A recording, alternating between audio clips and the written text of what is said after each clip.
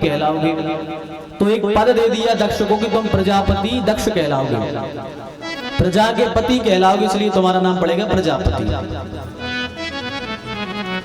तो जब अपने यहाँ भी जैसे कोई चुनाव होते हैं और कोई विजेता बन जाता है तो फिर उसके लिए एक मीटिंग रखी जाती है उसका सम्मान करने के लिए कि भैया अब तुम ये पद पे बैठ गए हो, अब तुम्हारा सम्मान हो गया, गांव वालों ने माला पहना दी, माने तुम राज्य करोगे।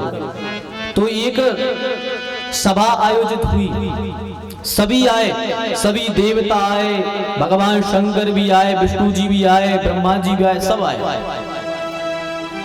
अब जो सभापति होता है वो सबसे बाद में आता है, पहले सब आ जाते हैं, उसके बाद में मुख्य व्यक्ति आता है।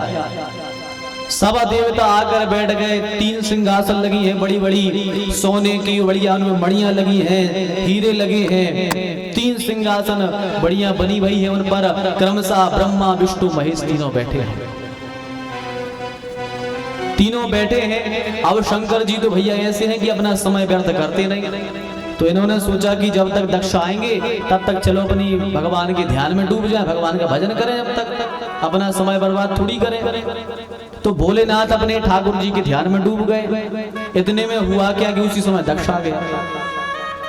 जैसे ही दक्ष आया सारी सभा खड़ी हो गई, सबने जय जयकार लगाया दक्ष के, सबने बढ़िया प्रशंसा करी दक्ष की, पर 3 लोग उस सभा में नहीं उठे। कौन कौन? ब्रह्मा विष्णु महेश तीनों बैठे रहे, बाकी सब खड़े हुए। तो जो अभिमानी होता है वह ये नहीं देखता कि कौन कौन खड़ा है, वो ये देखता है कि कौन कौन बैठा है। अभिमानी की दृष्टि कहां जाएगी? जो उसके अनुकूल नहीं होगा वहां जाएगी। जैसे देखो आपको एक अच्छी बात बताएं, कभी कभी भोजन करने बैठो, हम जैसी हालत में बोलत नहीं हो, खावे में व्यक्ति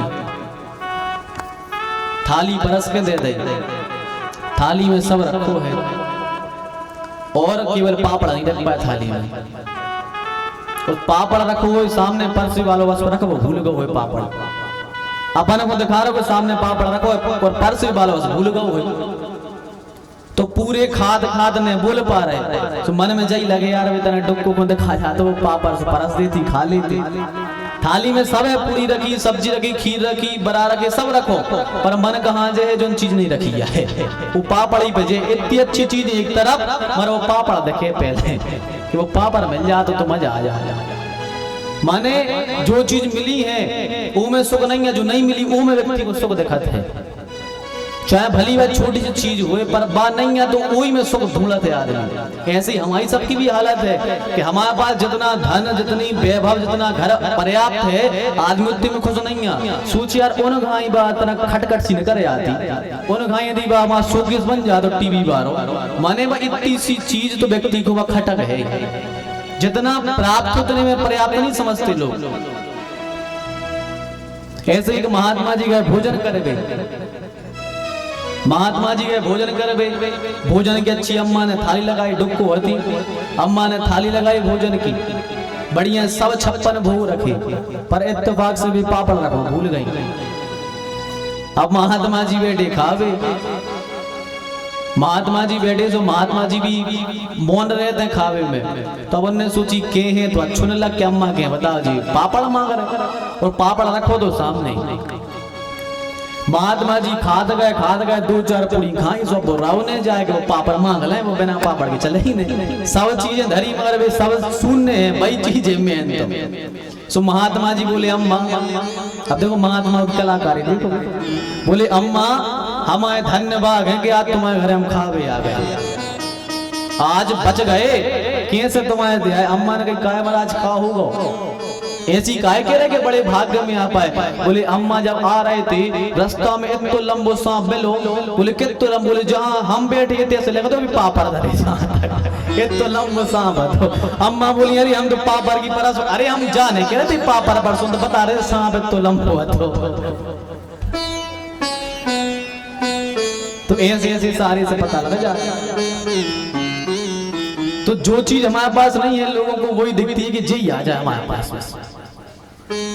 तो दक्ष बैठे, दक्ष आए, सब देवता बैठे थे पर ब्रह्मा विष्णु महेश नहीं बैठे, भी खड़े नहीं भय, बैठे रहे। तो दक्ष ने अंदाज लगाया कि चलो कोई बात नहीं, ब्रह्मा जी तुम्हारे पिताजी हैं, अब भाई बेटा आया पिता ना उठे तो कोई बात नहीं, वे तो चल गए, अच्छे बैठे रहे। बोले नारायण भी इसलिए नहीं उठे क्योंकि हम उनको गुरु मानते हैं, तो चलो नारायण भी नहीं उठे कोई बात नहीं, उनको बैठन दो। पर ये औगड़दानी ये शंकर क्यों नहीं उठा? ये तो हमारा दामाद है, इसको तो खड़ा होना चाहिए था हमारी स्वागत में, ये क्यों नहीं उठा? आज के समय में भी लोगों की यही आदत है, 99 लोग आपकी प्रशंसा कर रहे हो और एक आपका अपमान कर रहा हो तो लोग पहले उसी को देखेंगे। 99 में सब सुनने हैं मगर वो एक ही व्यक्ति ज्यादा दिखा है। दक्ष को बड़ी गुस्सा आई कि बताओ ये शंकर का इतना कि हमारे सामने नहीं उठा। तो खड़ा था और खड़ा खड़ा बोला, अरे जिनको सभाओं की मर्यादा का ज्ञान नहीं है, सभाओं में कैसे जाना चाहिए, कैसे सम्मान करना चाहिए, कभी सभा में गए नहीं, ऐसे व्यक्तियों को लोग क्यों बुलाते हैं? अब सब देवता चित्त खड़े, दक्ष किससे कह रहे?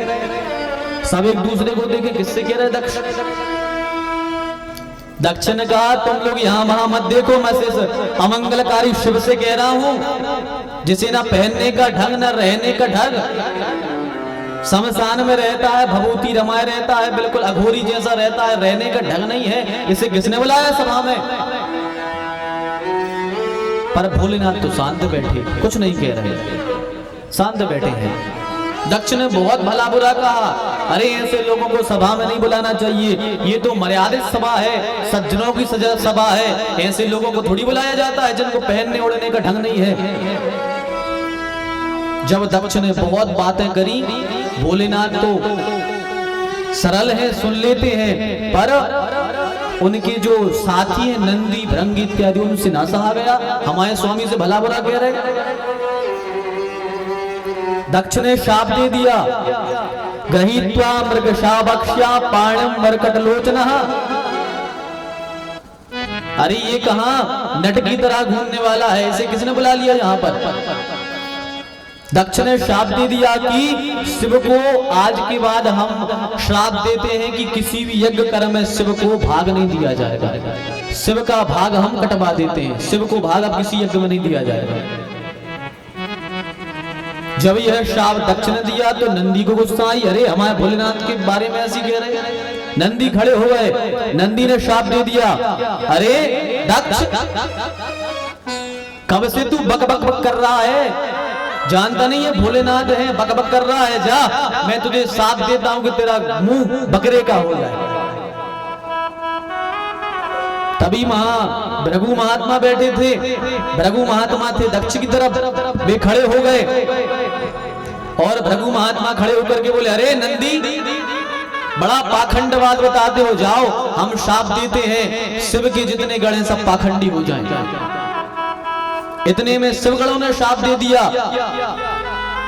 अरे भृगु महात्मा तुम थोड़े से धन के लालच में तुम दक्ष का साथ दे रहे हो, भोलेनाथ से तुम विरोध कर रहे हो, जाओ हम शाप देते हैं कि ऐसे चाटुकार ब्राह्मण भी दर दर के भिखारी बनेंगे। शंकर जी बैठे हैं, शंकर जी ने कहा, अरे ये तो भैया सभा लगी थी, ये तो समारोह सभा थी, यहाँ तो शाप सभा हो गई, शापाशापी होने लगी, एक दूसरे को श्राप दे रहे हैं। भगवान चुपचाप खड़े भय भोलेनाथ और सीधे चल दिए, पीछे पीछे सारे उनके गण चले गए। भोलेनाथ कुछ नहीं बोले, क्योंकि जो उनका नाम ही है शिव, नाम ही है शंकर, जो कल्याण करने वाले वही तो शिव हैं। यदि शंकर जी को इतनी बात पे से नाराज होने लगे तो फिर काहे के भगवान? बड़े सरल हैं भोलेनाथ, और बर हमेशा हमें भी ऐसा रहना चाहिए। हमारी जो प्रशंसा करे हमें उससे भी नहीं ज्यादा हाय हेलो करनी चाहिए, और जो हमारी बुराई करे उससे भी हमें ज्यादा नफरत नहीं करनी चाहिए। इसी प्रकार से, क्योंकि जो बड़ा होता है उसके पीछे कुत्ते भौंकते जरूर है। जैसे जब हाथी आता है गांव में, आप सबने देखा होगा, हाथी आता है तो कुत्ते पीछे पीछे भौंकते हैं। हाथी आगे चलेगा, पीछे पीछे कुत्ते भौंकते हैं। किसी ने कहा भैया ये कुत्ते क्यों भौंकते हैं? हाथी से पूछा क्यों ये कुत्ते भौंकते हैं, तुम्हें कोई फर्क नहीं पड़ता? हाथी ने कहा भैया वो तो पीठ पीछे भौंकते हैं, दम नहीं उनकी सामने आने की। कुत्ते सामने से कभी नहीं भौंकते, पीछे ही से भौंकते हैं। तो हाथी ऐसा है कि भौंकने वालों की तरफ देखता नहीं है। अच्छा, किसी ने कहा कि कुत्ते भौंकते क्यों हैं? तो एक महात्मा ने बड़ा कौतुक में उत्तर दिया, बोले हमें लगता है कुत्ते इसलिए भौंकते हैं क्योंकि हाथी के आगे लोग हाथ जोड़कर खड़े रहते हैं स्वागत में। हाथी को गणेश जी मानते, बन तो अपन कहते आओ गणेश महाराज आए, गणेश महाराज आए। तो महात्मा बोले कुत्तों को ये हजम नहीं होता कि हाथी के हाथ जुड़े रहते हैं, इसलिए कुत्ते भौंकते हैं कि हमें लात मारते और हाथी को हाथ जुड़ रहे। तो किसी ने हाथी से कहा क्यों भैया तुम भौंकने वालों की तरफ देखते क्यों नहीं हो? तो हाथी ने कहा भैया मेरा ये स्वभाव नहीं है, मैं भौंकने वालों की तरफ देखता नहीं हूं और हाथ जोड़ने वालों की तरफ रुकता नहीं हूं। हाथी तो मदमस्त होता है, तुम कितना ही उनकी प्रशंसा करो वो तो अपनी मस्ती में जाएगा। ऐसा नहीं कि तुमने प्रशंसा करी तुम ज्यादा खास हो गए और जिसने बुराई करी तो भी दुश्मन हो गए। नहीं, हाथी तो अपनी मद में चलता है, तुम हाथ जोड़ो या भौंको से कोई फर्क नहीं पड़ता। ऐसे ही साधु महात्मा होते हैं, ऐसे भगवान शिव है, बोले कहने दो कोई बात नहीं, हमें फर्क ही नहीं पड़ता। और यही जीवन में हमें अपनाना चाहिए। लोग कहते भैया उनने हमें गाली दे दी, अरे भैया उनने गाली दी तुम लो मत, उनने दी गाली तुम लो मत, भाई तुम्हारे काम ही कि नहीं है तो मत लो, छोड़ दो उसे, लेनी ही नहीं चाहिए। एक बार महात्मा चले जा रहे